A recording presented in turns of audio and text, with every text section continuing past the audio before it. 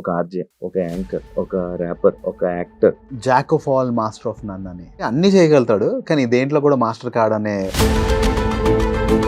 ర్యాపర్లు ఎక్కువైపోవడం వల్ల మీరు కనిపించట్లేదా? దేవుడి దయ వల్ల ఐఎమ్ ద ఫస్ట్ ర్యాపర్ అనే ట్యాగ్ ఉంది నాకు. నేను ఎందుకు సైలెంట్ అయ్యా?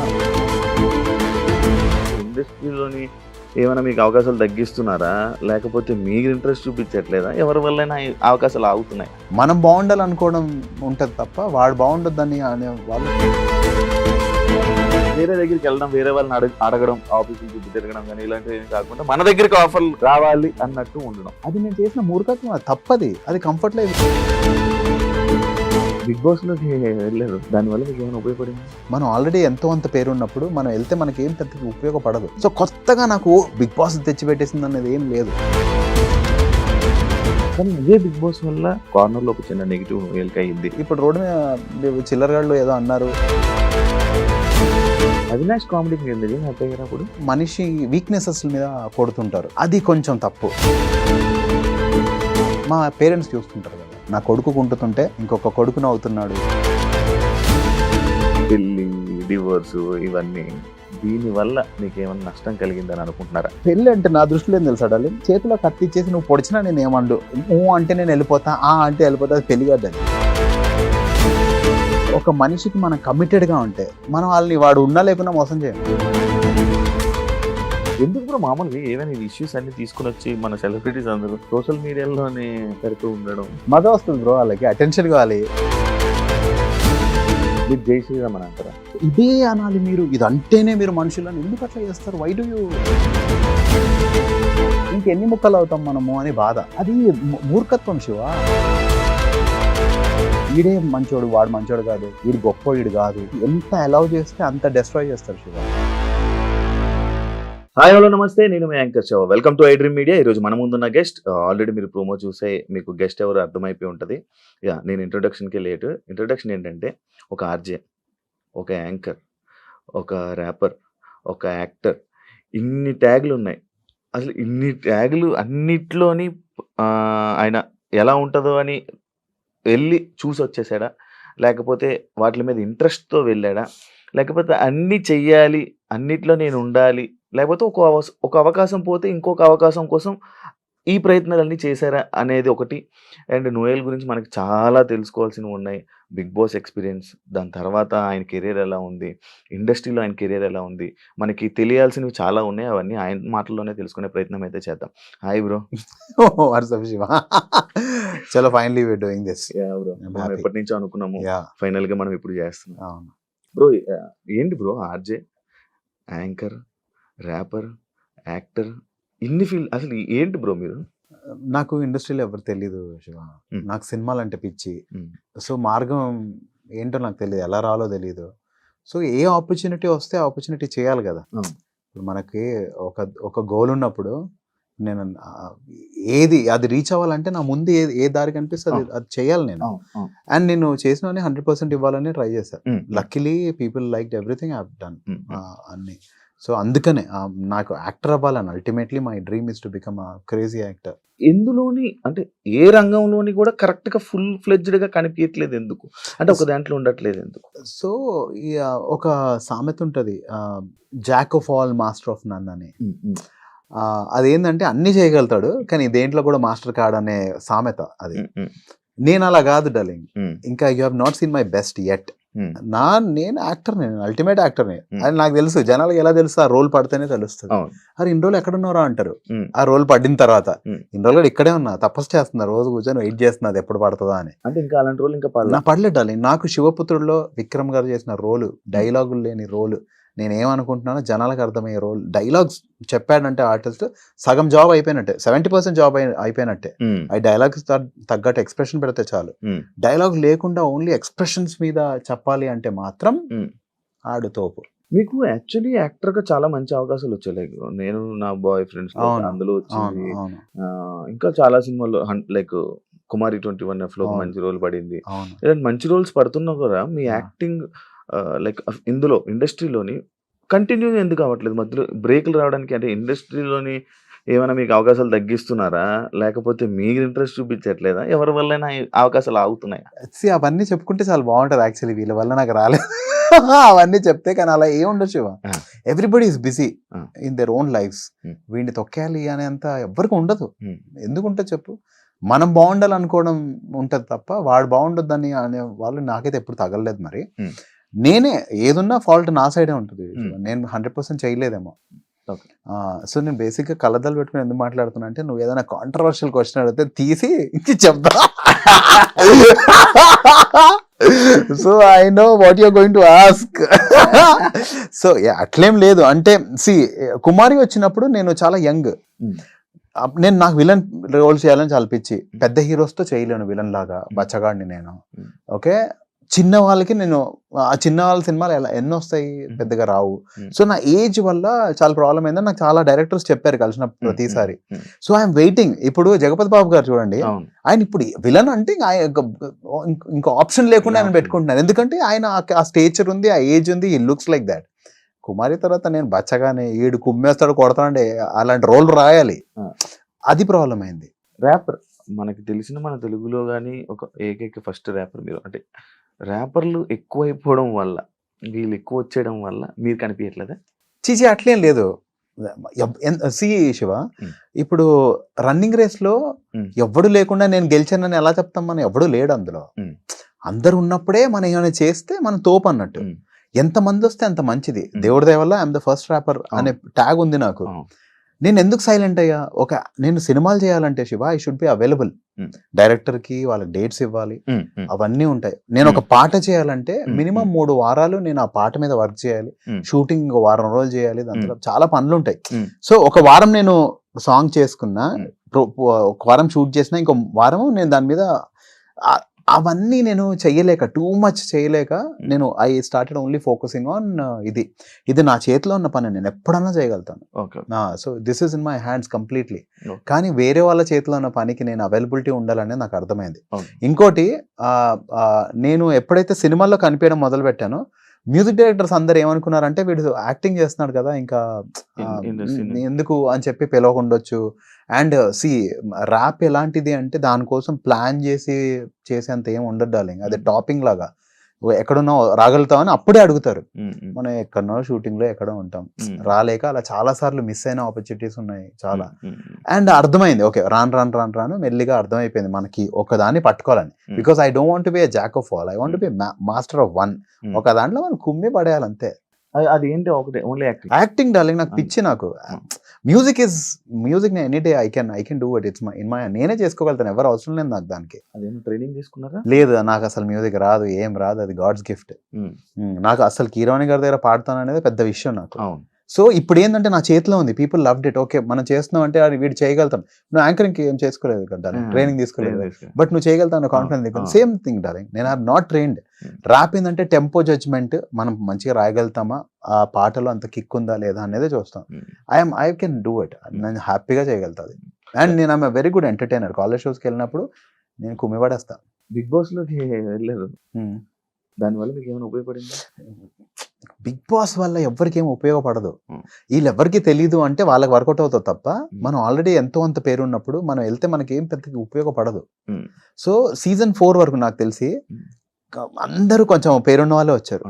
దాని తర్వాత నుంచి ఏమి పేరు లేని వాళ్ళు ఎవరైతే వచ్చారో వాళ్ళకి అది డెఫినెట్లీ వర్కౌట్ అవుతుంది Shiva. It's a very big platform.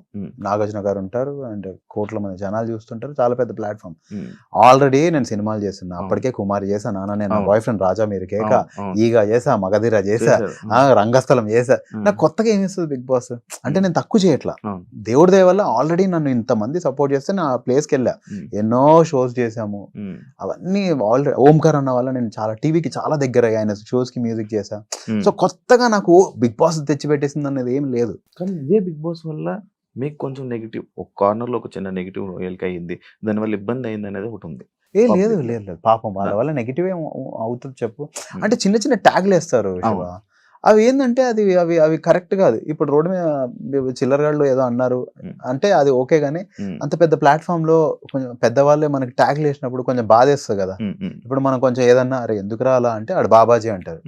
అంటే ఇంకా మంచి మాట చెప్పినప్పుడు ప్రతి ఒక్కడు బాబాజీ ఎగిరిదంతే మనిషి ఆడు.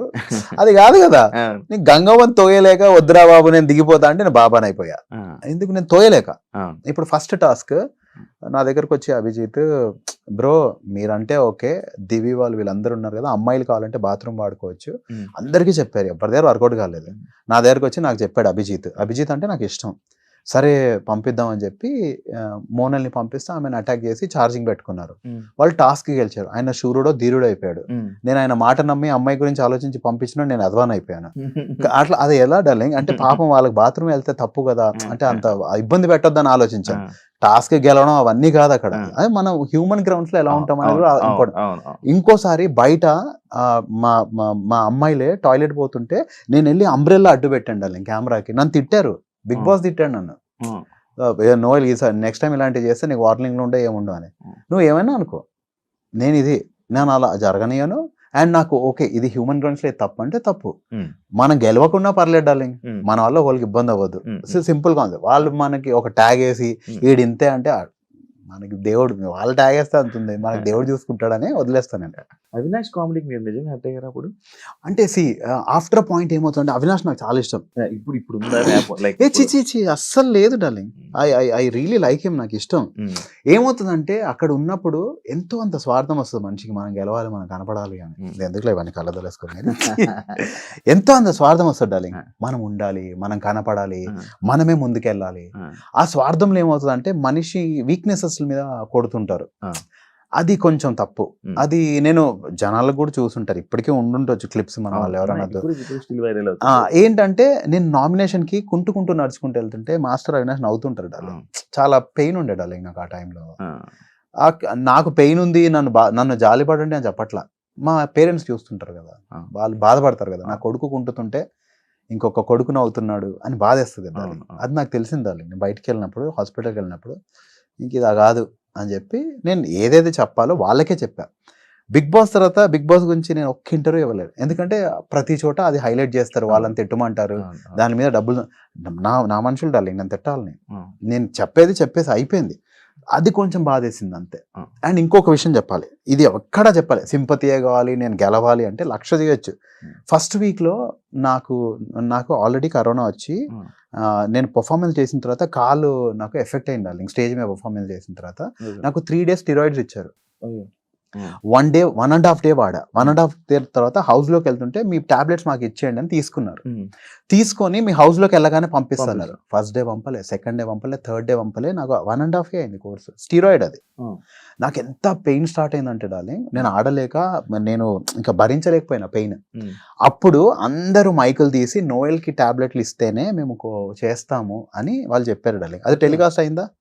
ఎందుకు అవ్వదు అది, ఎందుకంటే బిగ్ బాస్ చాలా మంచోడు బ్రో, మన ఎదవలం. సో అది అవ్వదు. దాని తర్వాత ఏమైంది, అప్పుడు ఏంటి, మళ్ళీ ఎవరో ఇంగ్లీష్ మాట్లాడితే నేను సారీ అని చెప్పి నాతో క్షమాపణ రాయిస్తున్నారు. అప్పుడు నేను తిట్టా, బస్తీ మెస్ ఇవ్వాలి, నన్ను వదిలేనా, నేను వెళ్ళిపోతాను, ఒక్కొక్కడు హైదరాబాద్ నుంచి బయటకి ఎట్లా వెళ్తాడని బాంబే టీమ్ని తిడుతున్నా. మీరు మనుషులేనా? ఒక మనిషి సఫర్ అవుతుంటే చూస్తూ 2-3 రోజులు టాబ్లెట్ లేకుండా ఉంటారు, మీరు మనుషులేనా అసలు? ఒక్కొక్కడు ఎలా వెళ్తాడు హైదరాబాద్, మీరు ఎయిర్పోర్ట్ మా ఇంటి నుంచి వెళ్ళాలి, మీరు చూసుకుంటారని చెప్పి తిడుతున్నా. అది టెలికాస్ట్ అయింది. ఇంత కథ టెలికాస్ట్ అవ్వలే. ఎవరినన్నా అడుగుడాలి, నాకు సింపతే కావాలంటే నేను 3 సంవత్సరాలు అవుతాను చెప్పుకోవచ్చు కదా, నాకు ఇలా చేశారని. ఎవరికి కావాలి? మనం వచ్చింది సింపతిల కోసం కాదు, మనం పైకి వస్తాం, నేను కష్టపడతా పైకి వస్తాం, కొంచెం లేట్ అవ్వచ్చు. సో యాక్చువల్లీ అలా పోర్ట్రే చేస్తారు, వాళ్ళకి నచ్చిందే చూపిస్తారు.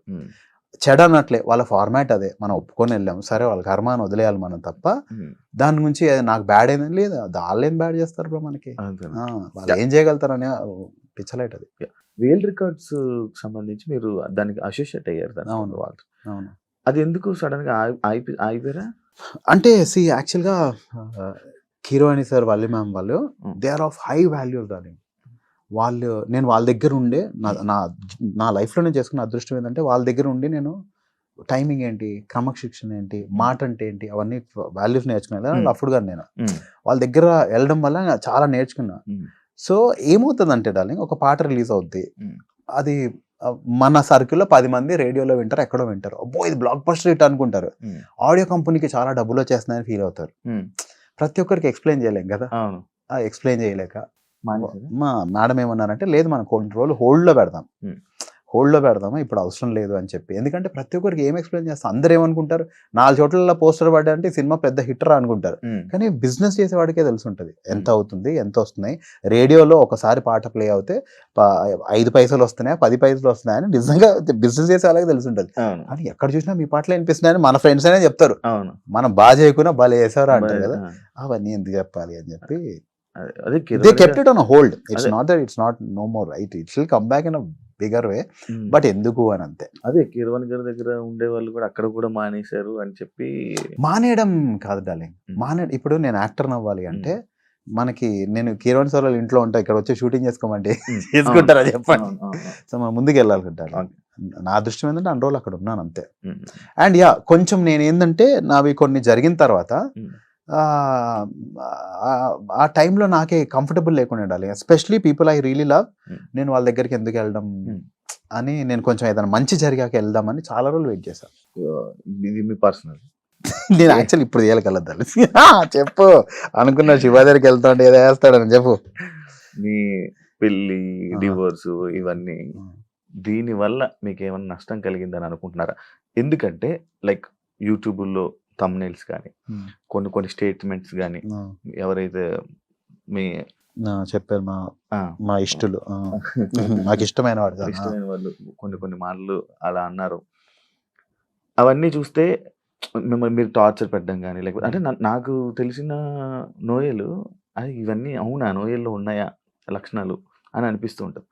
దీనివల్ల ఏమైనా మీకు ఎఫెక్ట్ అయింది అనుకుంటున్నారా మీ కెరియర్కి? ఈ క్వశ్చన్ నువ్వు జెన్యున్ గా అడుగుతున్నావా, టీఆర్పీ కోసం అడుగుతున్నావా, రేటింగ్స్ కోసం అడుగుతున్నావా, జెన్యున్ గా అడుగుతున్నావు డార్లింగ్? సో ఏమవుతుందంటే డార్లింగ్, మన వాళ్ళందరూ కొంచెం భయపడతారు డార్లింగ్. అంటే ఏదన్నా తెలియగానే ఎందుకు వచ్చిందిలే మనకు అని, నాకు చాలా రోల్స్, నేను ఉన్న సినిమాలు కూడా వెళ్ళిపోయాయి, నాకు ప్రాబ్లం లేదు డార్లింగ్. దానే పే లిఖా హువా హై ఖానే వాలా కా నామ్ అని అంటాడు.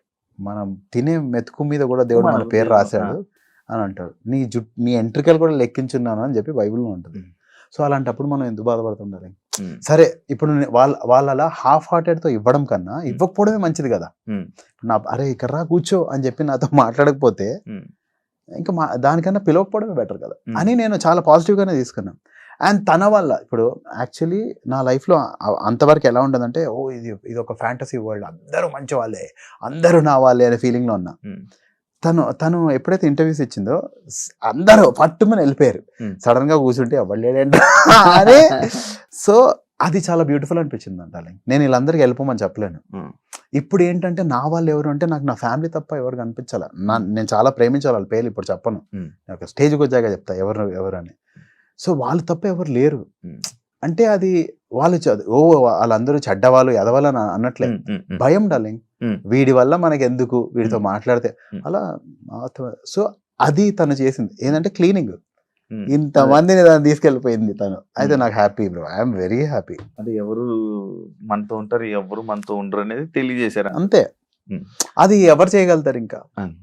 అండ్ ఇంకొకటి, నేను టార్చర్ చేశానా ఏం చేశానా అన్ని పక్కన పెడితే మా జర్నీ అయితే చాలా బ్యూటిఫుల్గా ఉండే.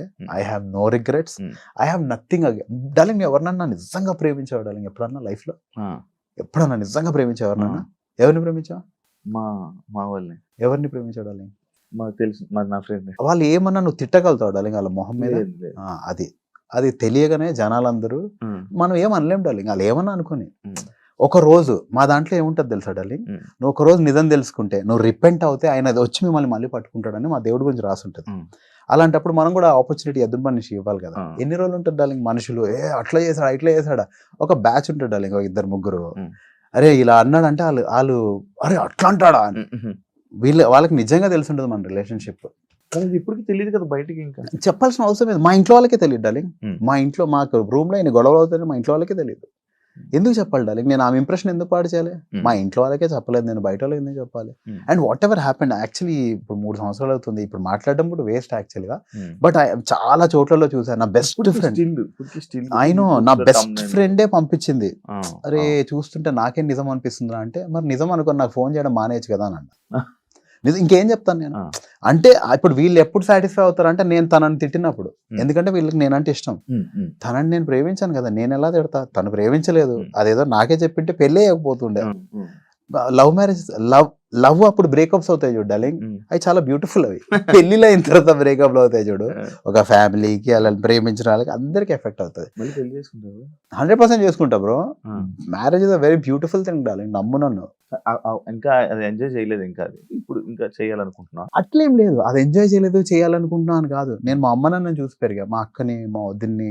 నా ముందున్న మ్యారేజెస్ ఎంత బ్యూటిఫుల్ మ్యారేజెస్ అంటే, వాళ్ళు నిలబడితే హస్బెండ్ భార్య కోసం, భార్య హస్బెండ్ కోసం నిలబడితే మిరాకిల్స్ అవుతాయి. అంబానీ వాళ్ళవే మన ఇండియాలోనే ఎగ్జాంపుల్స్ చెప్పొచ్చు. వాళ్ళందరి ఫ్యామిలీలు కలిసి ఉంటారు. రాజమౌళి సార్ వాళ్ళ ఫ్యామిలీ, కిరణ్ సార్ వాళ్ళ ఫ్యామిలీ, అంబానీ వాళ్ళ ఫ్యామిలీ, కొన్ని ఫ్యామిలీలు they are like what a great example. అది దట్ ఈస్ లైఫ్ బ్రో. పెళ్ళి అంటే నా దృష్టిలో ఏం తెలుసా డార్లింగ్, చేతిలో కత్తి ఇచ్చేసి నువ్వు పొడిచినా నేను ఏమండు అనే నువ్వు అంటే నేను వెళ్ళిపోతా, అంటే వెళ్ళిపోతా, అది పెళ్లి కాదు. There is commitment. ఫ్రెండ్షిప్స్ లో ఉండదు, ఎందులో ఉండదు, అస్సలు ఎందులో ఉండదు. Understanding, you love that person no matter what. అది పెళ్లి డార్లింగ్. వెళ్ళి యముడి దగ్గర గొడవ పడి తెచ్చుకుందట వాళ్ళ భర్తని, అది పెళ్లి డార్లింగ్. అంటే ఇప్పుడు పెళ్లి అంటే వాళ్ళకి తెలియాలి, మనకి తెలియాలి. వాళ్ళకి తెలియక ఇవన్నీ అయ్యాయి. అంటే ఈ మధ్య కమిట్మెంట్ ఇష్యూస్ ఉన్నాయి బ్రో, అందుకనే పెళ్ళిళ్ళు ఇంకా రాను అవ్వవు. ఒక ఎవరితో పడతాడుతో తిరగాలనే అది వచ్చినప్పుడు కమిట్మెంట్ ఉండనట్టే కదా. వాళ్ళే చెప్తారు పెళ్లి వేస్ట్ అబ్బా అని. ఇండస్ట్రీలో ఈ మధ్య అన్ని బ్రేకప్స్ ఇవే అవే. ఇండస్ట్రీలో కాదు మనకు కనిపిస్తున్నాయి, వేర్ అండర్ స్పాట్ లైట్. కనిపించరు చాలా చోట్ల, ఎవ్రీవేర్. హ్యాపీనెస్ ఉండకపోవడం, కమిటెడ్. ఒక మనిషికి మనం కమిటెడ్ గా ఉంటే మనం వాళ్ళని వాడు ఉన్నా లేకున్నా మోసం చేయం, అంతే కదా, సింపుల్. అది లేనప్పుడే కదా అన్ని వస్తాయి. దేవుడి దేవాలు I had a very beautiful marriage. నేను తన గురించి అస్సలు చెప్పట్లా, బ్యూటిఫుల్ తను. ఎందుకు కూడా మామూలుగా ఏమైనా ఇష్యూస్ అన్ని తీసుకుని వచ్చి మన సెలబ్రిటీస్ అందరూ సోషల్ మీడియాలోనే పెడుతూ ఉండడం మజా వస్తుంది బ్రో. వాళ్ళకి అటెన్షన్ కావాలి, చూస్తే సినిమాలో చూడండి, రోడ్ మీద చూడండి అన్నట్టు అయిపోయింది. ఇంకా నన్ను చూడండి కానీ అన్నట్టు అయిపోయింది. ఇంక ఏం చేస్తాం, అసలు మాట్లాడదు ఇంకా, చాలా ఇది ఎండ్ కదా ఈ టాపిక్. ఎందుకు బ్రో, అయిపోయింది, 3 సంవత్సరాలు అయింది. బిగ్ బాస్ లో మళ్ళీ అడిగారా మిమ్మల్ని? అడిగారు. అడిగితే నా దగ్గర రికార్డింగ్ కూడా ఉంది, ఎందుకంటే వాళ్ళు నాకు తెలీదు అని చెప్తారు కదా. లిటరలీ జూమ్ కాల్ నేను రికార్డ్ చేసుకొని పెట్టా. నాకు 3 మెడిసిన్స్ ఇవ్వలేదు మీరు, మళ్ళీ ఎలా పిలుస్తారు, నేను how do I trust you, నేను లోపలికి వచ్చి మళ్ళీ అంటే అయ్యో బాబాయ్ నాకు తెలీదు అంటే అంతే చెప్తారు మీరు. ఇప్పుడు నువ్వు తెలీదు నువ్వు చెప్తావు, ఆయన తెలీదు ఆయన చెప్తాడు. నేను లిటరలీ ఒక పర్సన్, ఆయన పేరు చెప్పను, లిటరలీ నేను మీ మీద హ్యూమన్ రైట్స్ కేసు వేస్తే మీరు ఎక్కడ వెళ్తారో అని అడిగా. నిజం చెప్పండి, మీ మనసు మీద చేసుకొని చెప్పండి, ఇట్లా ఒక మనిషికి చేయొచ్చా అని, మీ కొడుకుకి నేను చేయొచ్చా అని అడిగా. అయితే లేదు తప్పే. మరి మీకు తెలియదా అంటే నాకు తెలియదు అంటారు. అలా ఎలా తెలీదు? నువ్వు లోపలికి వెళ్తే ఏమవుతావో తెలియదనే నా దగ్గర అగ్రిమెంట్ తీసుకున్నారా మీరు? You are not responsible for a life. ఇప్పుడు దేవుడి దేవాల నేను చాలా బాగుండి ఉండాలి, కానీ ఏమన్నా వర్స్ట్ అయ్యింటే నా ఫింగర్ ఇలా బెండ్ అయిపోయింది డార్లింగ్ ఒక టమాటో టాస్క్ ఆడిన తర్వాత. బికాస్ రియాక్షన్ అయిపోయింది నాకు. ఇలా మారదే సాంగ్ లో నా హ్యాండ్ బెండ్ అవ్వదు, ఇలా ఉంటది సాంగ్ లో. ఎన్ని రోజులు సఫర్ అయ్యాను తెలుసా? అవన్నీ నేను చెప్పలేదు, వేస్ట్. ఎవడో అయ్యో పాపం అనుకుంటే మనకి ఏమొస్తుంది, కడుపు నిండదు, వేస్ట్ అవన్నీ. కానీ నేను వాళ్ళకే డైరెక్ట్ గా చెప్పాను, మీరు చేసిన తప్పు ఎవ్వరికి చేయద్దు ఇలా. బ్రో ఇంకొకటి బ్రో, ఎవరైతే ఒక మనిషిని హర్ట్ చేస్తాడో వాళ్ళకి ఎంతో అంత హర్ట్ తగులుతూనే ఉంటది, ఎంతో అంత. నువ్వు ఎవరైనా చూసుకో, బిగ్ బాస్ కి రిలేటెడ్ ఎవరైతే ఉంటారో ఆ లైఫ్ బాగుంటాయో చెప్పు, ఉండవు. తిట్టొద్దు, ఎందుకు తిట్టాలి? నేను నా నామినేషన్స్ లో ఎవరిని తిట్టలే నేను. నువ్వు చేసావు, నువ్వు నాకంటే స్ట్రాంగ్ రా, అందుకనే నామినేట్ చేస్తున్నా. నువ్వు మాట్లాడేది చాలా తప్పు. మనం ఒక పాయింట్ మాట్లాడాలి. ఏంది ఇది పప్పులు ఉప్పులు అవన్నీ ఏం తిప్పలు ఇవన్నీ. ఇప్పుడు చూస్తున్నావు ఈ సీజన్? ప్రోమోస్ చూస్తున్నా, సరిపోతుంది, ఓవర్ డోస్ అయిపోతుంది. అంటే మనము కొంచెం ఏదైనా నిజంగా గొడవలు అయితే గొడవలు పెట్టుకున్నాం తప్ప. నాకు సోహెల్ కి చిన్న మిస్అండర్స్టాండింగ్ అయింది. దానికి రీజన్ చెప్తా, అడిగావు కాబట్టి. ఏమైందంటే గంగవ్వ పల్లెటూరులో ఉంటుంది, వాళ్ళు ఛాయలు బాగా తాగుతాడు డాలి. అవ్వే ఏడుస్తుంది, ఆమె నాతో పాటు వెళ్ళింది, నన్నే చూసుకోమన్నారు. మిగతా వాళ్ళందరూ వచ్చి ఆమె మీద పడుతున్నారు, ఎందుకంటే ఆమె స్పెషల్ క్యాండిడేట్ కాబట్టి. ఇప్పుడు మళ్ళీ వెళ్ళారు, స్పెషల్ క్యాండిడేట్ కాబట్టి అందరు వచ్చి అబ్బా నువ్వు సూపర్ అవ్వా. కాదు, బయటకు వచ్చిన తర్వాత అన్ని ఓవర్ యాక్షన్. నన్ను నాగార్జున సార్ అడిగారు, ఏంటి గంగవ్వ నీ కనెక్షన్ కదా, మరి నువ్వు ఎంతవరకు అందరూ వచ్చి మీద పడుతున్నా, నేను ఏం చేయాలి సార్ అని. అందరూ అటెన్షన్ కోసం చేస్తున్నారు అవన్నీ. సో ఏమైందంటే ఆమె ఏడుస్తుంది డార్లింగ్. సెకండ్ డే షుగర్ ఆర్యాన్ అండ్ సోహెల్ దగ్గర ఉంది. అని వయసు ఎంత అసలు ఎందుకు ఇట్లా చేస్తున్నాడు, పాపం సోహెల్ చాలా మంచోడు. ఆమె వచ్చే షుగర్ ఇస్తే ఆమె టీ తాగుతుంది, ఆమెతో అలా చేయడం తప్పు కదా అని. అది ఇలాంటి చిల్లర గొడవలు అన్ని, అంటే ఎందుకు అలా చేస్తున్నారు అనే గొడవలు. ఒకసారి సాయితో ఒక గొడవ పుషప్స్ చేస్తుంటాము. ఉమ్. నువ్వు జెన్యున్ గా చెప్పురా, నువ్వు చేసావా లేదా, నువ్వు జెన్యున్ గా చెప్పాను.